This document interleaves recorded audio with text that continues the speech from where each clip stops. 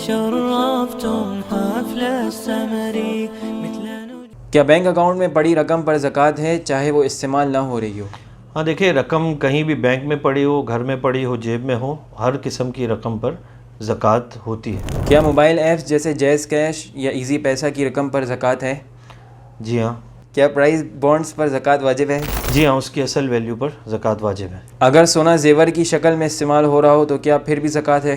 ہاں، سونا کسی بھی فارم میں آپ نے رکھا ہو، کسی بھی ضرورت کے لیے رکھا ہو، اس پر زکوٰۃ لازم ہوتی ہے۔ قسطوں پر خریدی گئی چیز پر زکوٰۃ کیسے ہوگی؟ دیکھیے، اس کا تعلق اس سے ہے کہ آپ نے وہ چیز کس نیت سے خریدی ہے۔ اگر تو آپ نے وہ چیز انویسٹمنٹ کی نیت سے خریدی ہے تو وہ مال تجارت بن جائے گی، اس میں آپ اس پر زکوٰۃ اس کی مارکیٹ ویلیو پر آئے گی۔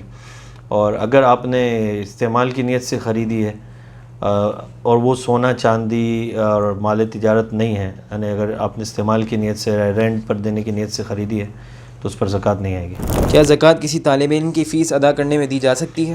آپ فیس ادا کرنے کے لیے بھی زکوٰۃ دے سکتے ہیں، لیکن آپ اس کی ملکیت، یعنی جو ضرورت مند ہے، جو مستحق ہے، اس کی ملکیت میں دیں گے، ڈائریکٹ آپ پے نہیں کر سکتے۔ کیا زکوٰۃ آن لائن ٹرانسفر کرنا درست ہے؟ ہاں، کسی بھی طریقے سے اگر اس کی ملکیت میں پہنچتی ہے، چاہے وہ آن لائن آپ اس کے ٹرانسفر کرتے ہیں یا کسی کے ذریعے بھجواتے ہیں یا ڈائریکٹ دیتے ہیں، تمام صورتیں جائز ہیں۔ کیا زکوٰۃ رمضان کے انتظار کیے بغیر بھی دی جا سکتی ہے؟